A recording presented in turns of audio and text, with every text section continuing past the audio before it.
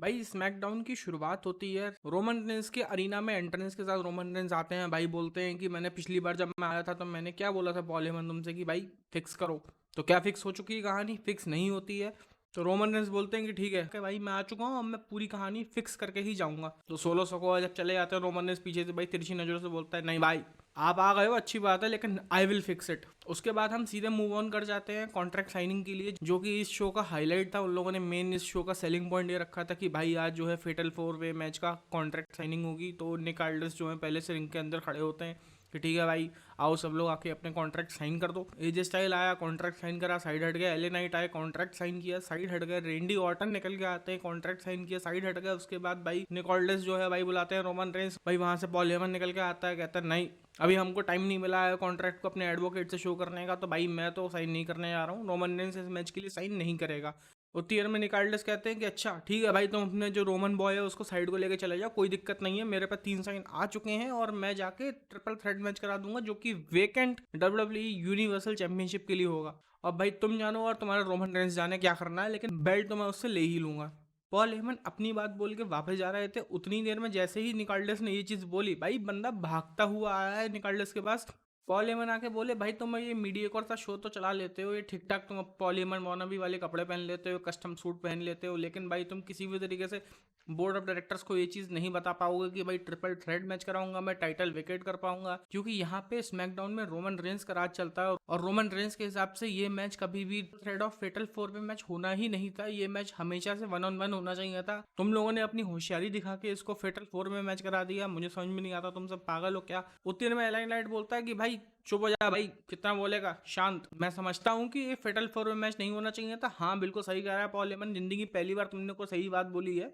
ये फेटल 4 way match नहीं होना चाहिए था, ये 1-on-1 मैच होना चाहिए था। भाई मेरा 1-on-1 मैच जैसे क्राउन जूल पे रोमन रेंस के साथ हुआ था और मैंने बंदे को मतलब पिन ही कर दिया था, पूरा एकदम पिन करके रखा था, ब्लड लाइन आके पीछे से इंटरप्ट किया था, और तुम लोग चाहते हो कि फिर से तुम लोगों का मैच मिले। इतनी लंबी लंबी छुट्टियां काट के आए हो, क्या फड़ लिया तुमने? तो एजे स्टाइल बोलता है भाई छुट्टियां काट के आए भाई, I was injured for so and so long, और तुमने तो मेरी डेड बॉडी के ऊपर से निकल के ये मैच लिया था। अगर मैं इंजर्ड नहीं होता तो जॉन सीना के साथ भी मेरा ही मैच होना था, और जॉन सीना के मैच के बाद भी मैं ही रोमन रेंस को टाइटल के लिए चैलेंज करता। स्टाइल से बोलते हैं तुमको तो रोमन रेंस के साथ 1-on-1 मैच मिल ही चुका था, तुमको मिलने के बाद तुम वहां हार गए, और हारने के बाद अपने आप को बहुत लकी समझो कि तुम इस मैच के अंदर हो भी, तुमको तो होना भी नहीं चाहिए था यहाँ पे। तो उसी पे एलियन नाइट कहते हैं कि भाई इस बार मैं रॉयल रंबल में जाऊंगा, रोमन रेंस को पिन करूंगा, हराऊंगा, और फिर तुम्हारे ऊपर से चढ़ के निकलूंगा, और इस बार तुमको गिराने वाली ब्लड लाइन नहीं होगी, इस बार मेरी वजह से तुम जो है बाहर निकलोगे, और भाई दोबारा अपनी शक्ल मत दिखाना। एजे स्टाइल चढ़ गया, उन दोनों में ब्रॉल शुरू हो गई, दोनों मार काट करते हुए बाहर चले गए। इतनी देर में रेंडी ऑर्टन पॉल हेमन की टाई पकड़ के बोलते हैं भाई तू इधर आ, हम तीनों के बीच में जो तुम करना चाह रहे हो वो मैं समझ रहा हूँ, लेकिन ये मेरे पे काम नहीं करेगा, क्योंकि आज तुम देखो मेरा जो मेन इवेंट है सोलो सकुआ के साथ, मैं सोलो सकुआ को भी मारूंगा 1-2-3 इजी रिंग के अंदर, और उसके बाद तुम्हारे रोमन रेंस जो आया है ना उसको भी भाई मैं री इंट्रोड्यूस कराऊंगा आरकेओ से। इसके बाद हम लोग बढ़ते हैं अपने नेक्स्ट सेगमेंट की तरफ, LWO Latino World Order versus Legado del Fantasma 6 man tag match था। और भाई इन लोगों ने कार्लिटो को बुलाया था, सब बहुत खुश हो गए थे। याद होगा जब बैकलैश वाला पेपर व्यू हुआ था उसके बीच में जब कार्लिटो वापस आया था तो भाई कितना भयानक पॉप मिला था इसको, रॉयल रंबल के बीच में कितना अच्छा पॉप मिला था भाई, सब लोग कह रहे थे भाई एकदम मसल असल पूरी एकदम बन गई है, भयानक एकदम भौकाल लग रहा है। ये मैच एलडब्ल्यूओ हार गया था, और पिन किसको हुई थी? कार्लिटो के ऊपर ही पिन हुई थी। वो थोड़ा सा झलकाता है कि भाई कार्लिटो को लेकर डब्ल्यूडब्ल्यू के कोई कभी खास प्लान्स है नहीं। इसके बाद हम लोग मूव करते हैं नेक्स्ट टैग टीम मैच की तरफ, Pretty Deadly versus Tyler Bate and Butch के साथ जो मैच होने वाला है। उससे पहले Pretty Deadly back stage promo cut करते हैं कि भाई पिछली बार एक सरप्राइज रिटर्न्स जो लोग भाई रोस्टर पे नहीं है वो लोग भी आके भाई अपनी होशियारी दिखा रहे हैं, और हम लोग प्रिपेयर्ड नहीं थे, लेकिन इस बार कहानी बदल चुकी है। हम लोग प्रीटी डेडली तो हैं ही, हम लोग प्रीटी स्मार्ट भी हैं, हमने पूरे पिछले हफ्ते उन लोगों की टेप स्टडी करी हैं। इनके एंट्रेंस के बीच में हम लोग फिर से एक बैक स्टेज प्रोमो देखते हैं जहाँ पे बॉबी लैशली और स्ट्रीट प्रॉफिट, जिनकी फैक्शन का नाम द प्राइड हो चुका है, वो लोग बोल रहे थे भाई तुम लोगों ने अपना तमाशा तो कर लिया कि भाई सब अब हमारी बारी है, जगह और नाम बताओ, कहाँ मिलना है, कैसे मिलना है, हम बताते हैं तुम्हें कि भाई ट्रू डेवस्टेशन क्या होती है, तुम अपने आप को बहुत हीरो बन रहे हो ना। इसी चीज को रिप्लाई करते हुए एओपी और कैरियन क्रॉस, जिनकी फैक्शन का नाम द फाइनल टेस्टिमेंट हो चुका है, उन लोगों ने कह दिया है कि भाई अगले हफ्ते मिलते हैं स्मैकडाउन में, फिर तुम्हें बताता हूँ कि भाई कि असली तबाही किसे बोलते हैं। इसी के साथ साथ मैच की तरफ हम वापस बढ़ते हैं। भाई टाइलर बेट बाहर निकल के आता है, उसके साथ साथ भाई स्क्रीन पे लिख के आता है पीट डन। भाई बुच जो है अपनी आइडेंटिटी क्राइसिस के थ्रू जा रहे थे कई दिनों से, भाई उनको समझ में आ चुका है कि उनको कितना गहरा गड्ढा खोदना है, और भाई बंदा निकल के आया, पीट डन बाहर था ब्रूजर वेट। अब ब्रूजर वेट की तो भाई बात ही क्या कहनी है, दोनों बहुत बढ़िया मैच किए हैं और एक नंबर भाई मैच जीत के आगे बढ़ चुके हैं। भाई इसके बाद हम लोग मूव करते हैं केओ शो की तरफ, जहाँ पे भाई लोगन पॉल और केविन ओवेंस होते हैं। लोगन पॉल केविन ओवेंस से कहते हैं कि भाई सबसे पहले तो मैं तुमको थैंक यू बोलना चाहता हूँ ब्रदर, क्योंकि भाई तुम ही हो जिसकी वजह से आज मैं ये दिन देख रहा हूँ। तो केविन ओवेंस भाई सन्नाटे में रह जाता है, भाई मैंने क्या कर दिया तुम्हारे लिए। तो भाई लोगन पॉल वापस जाके क्लिप दिखाता है 2021 की रेसलमेनिया की, जिस रेसलमेनिया में केविन ओवेंस लोगन पॉल को स्टर्न मारता है। तो भाई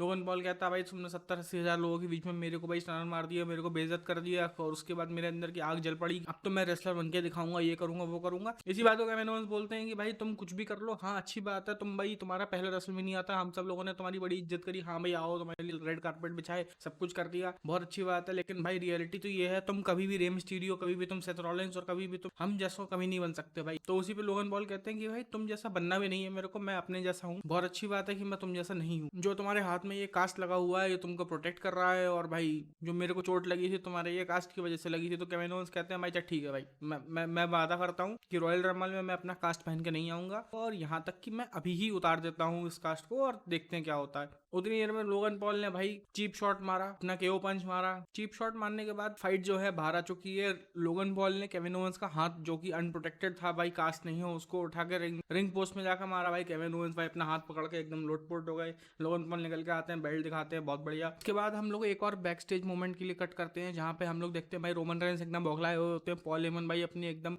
फटी हालत में बैठे होते हैं, ऑलरेडी भी उनकी टाई निकली होती है, रेंडी ऑर्टन ने पहले ही पकड़ के खींच दी होती थी पहले वाले प्रोमो के अंदर। रोमन रेंस वही कहते हैं भाई तुम्हारा चल क्या रहा है, तुम लोग तमाशा कर रहे हो, ईट नो ईट, ये सब चीजें भाई, अकेला एक वाइज मैंने मेरे पास और तुम लोग दो हो, और वो बेचारा अकेले जा रहा है कॉन्ट्रैक्ट साइनिंग के लिए, ये सब क्या तमाशे हैं। तो भाई मैंने बोला था ना फिक्स इट, और तुम लोगों से कुछ नहीं हो पा रहा है। सोलो सकोआ बाहर निकल के आता है, बोलता है कि नहीं मैं फिक्स करूंगा, ना I am gonna fix it. उसके बाद भाई कटाना और केडन ने अपनी tag team championship successfully defend कर ली थी अनहोली यूनियन के खिलाफ। इसके बाद हम लोगों को बैक स्टेज में देखने को मिलता है कि भाई ओसी द ओरिजिनल क्लिक वहां पे इंतजार कर रही होती है। एजे स्टाइल्स का, एजे स्टाइल आते हैं भाई, उनको बोलते हैं कि भाई अभी आपका मैच एले नाइट के साथ होने वाला है, और उसके बाद रॉयल रंबल मैच होने वाला है। भाई कुछ भी दिक्कत है you still know we have your back, और आप कभी भी आके हमारी मदद ले सकते हो। And then we cut back to Cathy Kelley Carmelo Hayes के साथ, जहाँ पे कार्मेलो हेज कहते हैं कि ठीक है भाई last time it didn't went my way. और उसके बाद ऑस्टिन थ्योरी आके बोलते हैं कि भाई तुमने पिछली बार मेरे एकदम मतलब करियर ही खत्म करने वाले थे, तुम चाहते क्या हो भाई, तुम्हारे अंदर मतलब दिमाग तुम्हारा सही है कि नहीं, मेरे शहर में आके मेरे शो में आके तुम होशियारी पेल रहे हो। तो उस पर कार्मेलो हेज कहता है ठीक है भाई अगले हफ्ते एक काम करते हैं, हम लोग मायामी जाएंगे, वहाँ पे हमारा और तुम्हारा एक मैच होना चाहिए। और उतनी देर में भाई ऑस्टिन थ्योरी कहता है अच्छा फ्राइडे को होगा मैच, नहीं भाई मेरा मन का नहीं है, मैं मैच नहीं कर पाऊंगा फ्राइडे को भाई, मैं बहुत बिजी हूँ। उतनी देर में ग्रेसन वॉलर कहते हैं नहीं भाई हो जाएगा, टेंशन मत लो,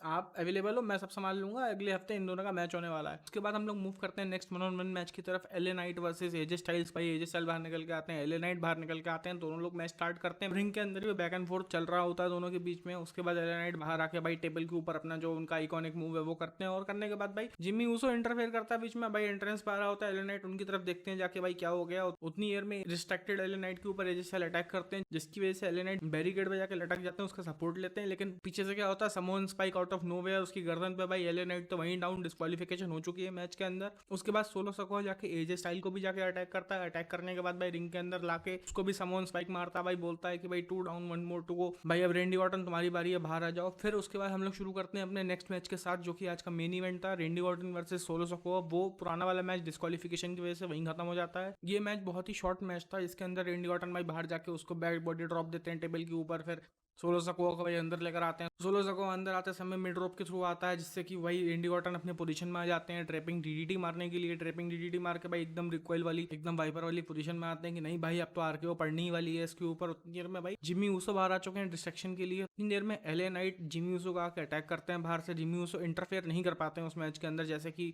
उन्होंने एले नाइट वाले मैच में इंटरफेयर करना चाहा था, तो इस बार एले नाइट ने उस चीज को रिटेलिएट कर दिया। जो ऊसो भाई रैम्प के एंट्रेंस की तरफ वापस जा रहे होते हैं, और उतनी देर में एजे स्टाइल वहां से निकल के आते हैं। एजे स्टाइल जिमी ऊसो को अटैक करते हैं। उतनी देर में भाई we go back to the ring. वहां पे भाई सोलो सकोआ भाई पीछे से एकदम खड़े हुए हैं स्पाइक मारने के लिए तैयार, लेकिन ना होना क्या था, आरकेओ आउट ऑफ नोवेयर। जैसा कि रेंडी ऑर्टन ने शो की स्टार्टिंग में ही बोला था, आरकेओ और गेम खत्म, सोलो सकोआ 1 2 3। उसके बाद एजे स्टाइल, एले नाइट और रेंडी ऑर्टन तीनों रिंग के अंदर खड़े होते हैं भाई, आपस में एक दूसरे को भाई स्टेयर कर रहे होते हैं कि भाई स्टेयरिंग कॉन्टेस्ट चल रहा है। उतनी देर में एले नाइट को याद आ जाता है भाई इससे तो मेरी दुश्मनी है। एले नाइट भाई एक शॉट घुमा के मारते हैं एजे स्टाइल के ऊपर, क्योंकि हमेशा से एजे स्टाइल एले नाइट के ऊपर अटैक करते हैं। तो इस बार एले नाइट ने कहा कि नहीं भाई मैं अटैक करूंगा। अटैक करने के बाद रेंडी ऑर्टन भाई कह रहा है भाई एक हफ्ते बाद वैसे भी तुम्हारे साथ मैच है, तो भाई बर्दाश्त करके क्या फायदा भाई, तुम दोनों बच्चे आपस में लड़ते रहोगे। रेंडी ऑर्टन ने पकड़ा एले नाइट को आरकेओ। उसके बाद भाई एजे स्टाइल अपने होशो आवाज में आए कि नहीं भाई तुमने बचा लिया, शुक्रिया, उतनी देर में भाई एजे स्टाइल को हार के हो, और भाई पीछे से उड़ते हुए आते हैं रोमन रेंज, सुपरमैन पंच मारने के बाद भाई बंदा एकदम कॉन्फिडेंस में, एकदम क्लाउड लाइन पे कि भाई देखो भाई यही होता है जो फेटल 4 वे मैच मेरा तुम लोग कराना चाह रहे थे, इसमें यही होगा, वो वहां पड़ा होगा, वो वहां पड़ा होगा, वो वहां पड़ा होगा, मैं भाई एकदम अनस्टॉपेबल हूँ, ग्रेटेस्ट ऑफ ऑल टाइम, लाओ कॉन्ट्रैक्ट कहाँ है भाई, मैं साइन करूँ, इधर आओ तुम। निकल्डस को बुलाते हैं, कॉन्ट्रैक्ट साइन करते हैं, कॉन्ट्रैक्ट साइन करने के बाद भाई अपना एकदम स्पीयर मारने की पोजीशन में होते हैं भाई,